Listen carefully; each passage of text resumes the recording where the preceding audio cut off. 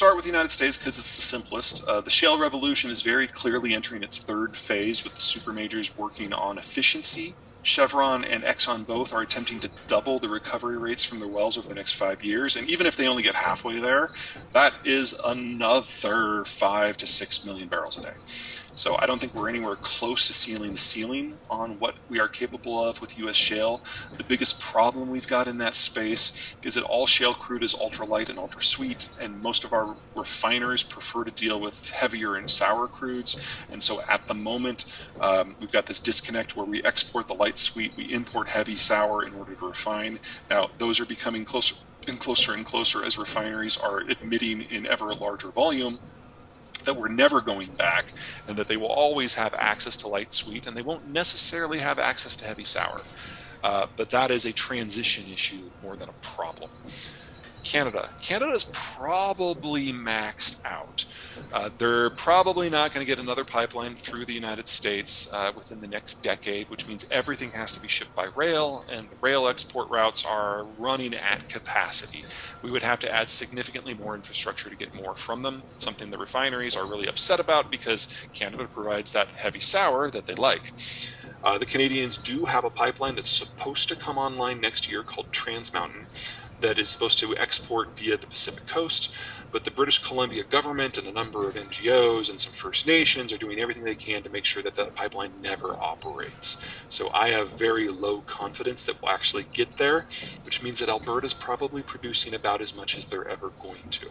I think it's stable, but I don't think it's going to rise. As for the rest of the world, Venezuela has largely fallen off the map. Their exports are now down below 500,000 barrels a day. They've basically become a non-factor.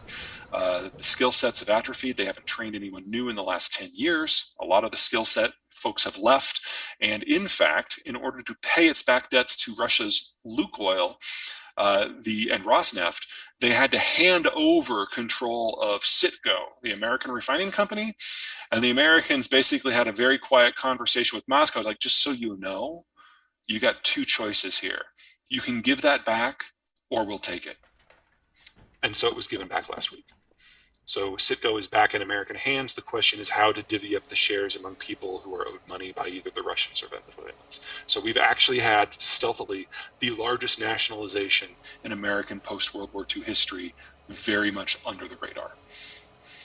Let's see, what else? What about refineries? Are we building refineries in the United States? And if not, why? We're building a couple small new ones, but what's really happening is the existing footprint of the existing refinery stock is all being expanded.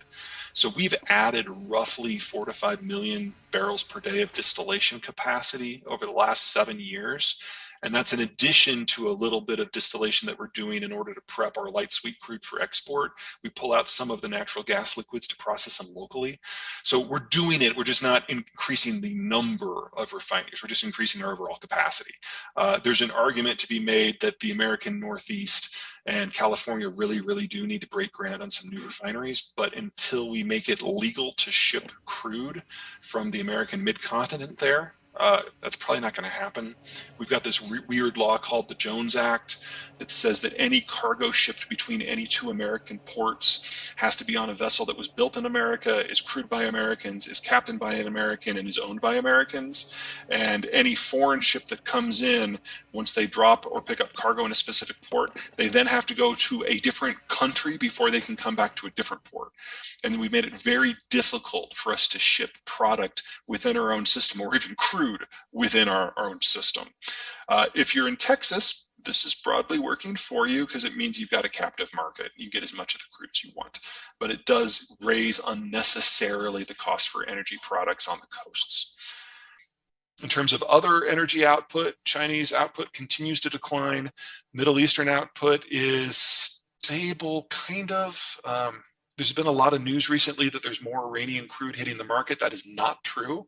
What's happened is that some of the Iranian crude that was using black market methods of avoiding the sanctions have now found gray market methods of avoiding the sanctions, and so it's a little bit more visible. That's the only difference there. Saudi Arabia has reduced its output by another 1 million barrels per day, or at least they say they're going to. Look at what they actually do. The last time they said they were going to cut output by 1 million, they actually raised it by 250,000 barrels. Saudi's playing a weird game here.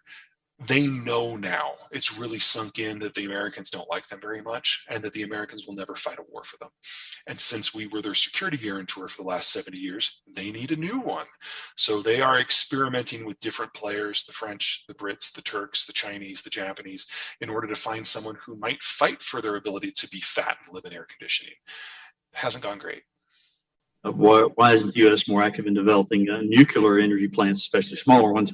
But two, which leads to some of the things you've talked about, our ability to create more solar or wind powered options. The American Southwest is one of the top 3 solar zones in the world, and the American Great Plains are one of 2 great wind zones in the world. And so these are areas that even with existing technology, assuming no improvements in transmission or storage, already makes sense to deploy mass volumes of capital to generate electricity in those 2 areas with those 2 technologies. Now, one of the things that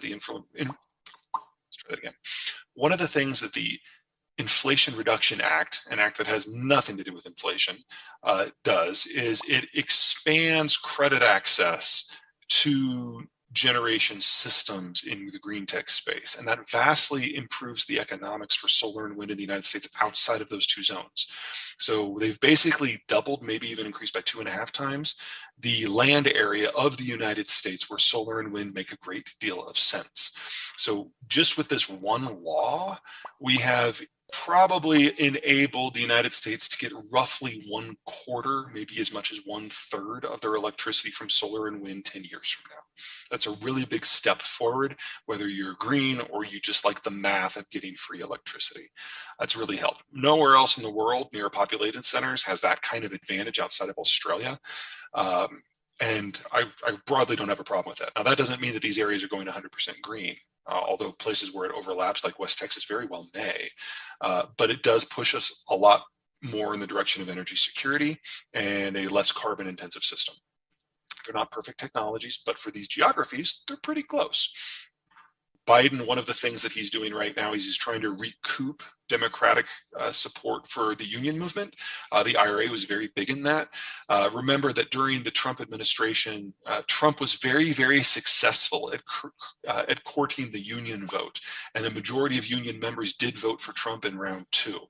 And so Biden now is trying to pull those guys back into the Democratic coalition, and doing anything that loosens the tariffs in any meaningful way with China would be working the other direction. So there is a case to be made that the tariffs are unnecessarily inflationary. That's a very complicated, nuanced discussion with a lot of pros and cons. It is real, but siding with the people who want the tariffs to go away would probably cost Biden the union vote, and he's fought very, very hard to get that back, so I don't see it happening.